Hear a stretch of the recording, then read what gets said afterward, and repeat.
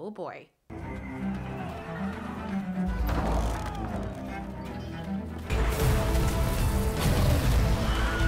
Welcome to the Ulterior Gaming channel. So you guys may notice that I put up gameplay videos of stuff that I do on Twitch, but this is a gaming channel, so it covers anything gaming related.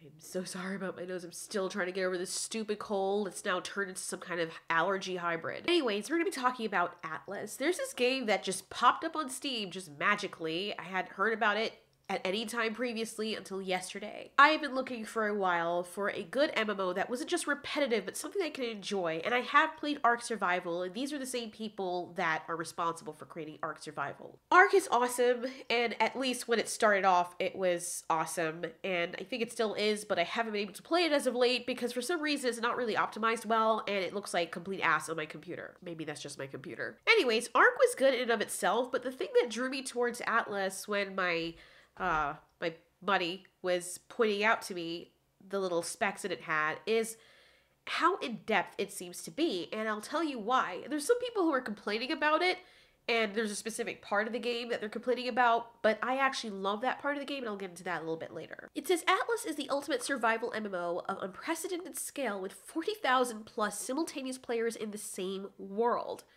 Wow. Join an endless adventure of piracy and sailing, exploration and combat, role-playing and progression, settlement and civilization building, in one of the largest game worlds ever. Explore, build, and conquer. World of Tanks has this game beat with over 190,000 players on one server at any one time, but that was just a cap. Also, that was back in 2013. Game's visuals are very reminiscent of Ark, of course, and you're going to see a lot of elements from Ark in this game as well, and that's to be expected. So it shows you what it has here. Of course, it's an MMO, but an MMO. I can't say that. Really? MMO, really? It also has partial controller support, which I like, but that's not what I really want to get into. I want to get into the specs of the game. They go into detail here. So even in early access on December 19th, maybe you guys were watching it or in the future, so you don't have to wait, lucky you, but December 19th, the game is released and it will be $30. Consider how much more this game has going for it. And it is reminiscent of Sea of Thieves in a lot of ways, but that game is going for $60 as well. I know this game is popular, but I don't really understand why it costs $60. Freaking up is that guy in the middle. You would get more bang for your buck if you buy Atlas, because Atlas has the Sea of Thieves elements, but it also has so much more. And this game is also only available in the Microsoft Store. $60, come on, they're out of their minds. Anyways, the summary of this game reads, from the creators of Ark Survival Evolved comes Atlas, a massive multiplayer first and third-person fantasy pirate adventure. Atlas will host up to 40,000 players, exploring the same globe simultaneously or at the same time, with an unprecedented scale of cooperation and conflict. Stake your claim in this endless open world as you conquer territory, construct ships, search for buried treasure, assemble forts, plunder settlements, and hire crew to join your powerful growing armada. So you can build your own empire and fight against other people. You see that they're trying to make this as real as possible. You can even relegate certain tasks to people in your guild or in your group or in your tribe.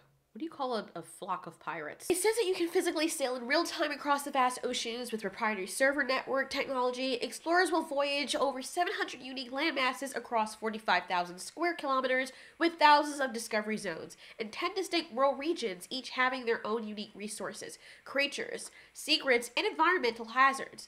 There is a separate PvE Atlas for players who don't wish to play in any PvP. Which I want to play PvP. You can build your ships or your boats or whatever you want from scratch, and you can start off from a very small rowboat, and then you can build some kind of Titanic that requires a whole crew to operate. I do like that you can recruit real players to be members of your crew or artificial intelligent players. You can have animals and pets. You can have all types of weapons on the ship or off the ship. And this leads us to the next section of what they're marketing. Pirate PvP to the limit. Now, this is the one part that everybody seems to be upset about, but I actually do like it a lot.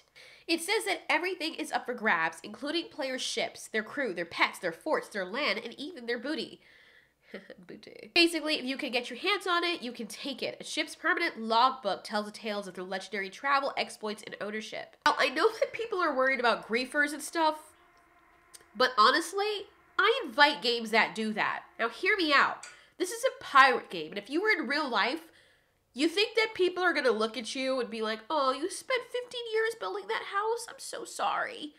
No, they're not. And if we want to have a real life experience through a game, it makes sense that anything would be up for grabs. Because in reality, I mean, these are pirates we're talking about. In reality, the pirates are not going to give two shits whether or not you spent 8 years doing something, or you and your whole crew stayed up all night doing something.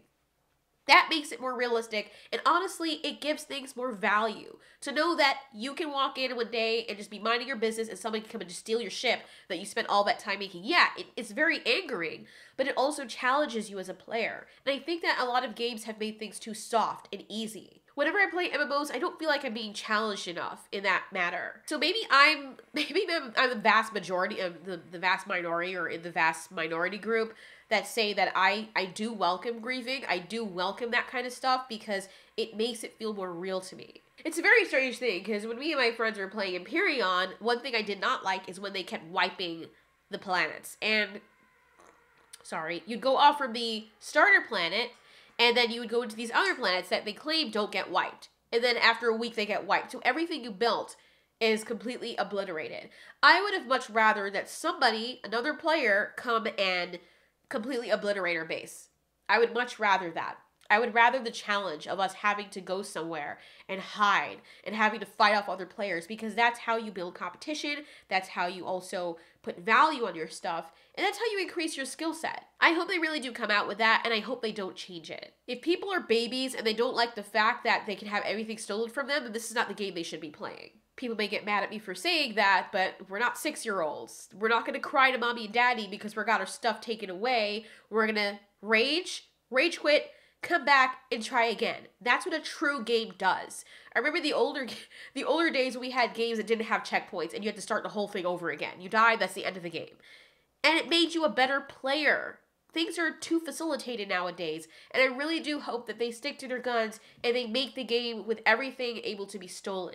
So it will also give people incentive to want to team up with people to get the bigger group or the bigger guild or tribe to go to war with these people. Sometimes we can have war starting just because of that, and teaching people to mind their own business or teaching people not to steal from us. I want games to be as real as possible. I want them how they used to be. So if that means that I can have anything stolen from me, including my horse, that adds it to realism. And yes, there will be bullying. There will be people who will target you. Guess what? That happens in the real world, or especially in these circumstances in medieval times, and pirates will come and steal people's stuff, and they have that one island, and they know that those islands, that island, the people that live on that island are a bunch of pussies, and they're not going to fight back. They'll keep grieving them. That's what they do. That's what they did back in the day. Now, what the island people can do, if they're smart, is say, we're not going to let this happen to us anymore.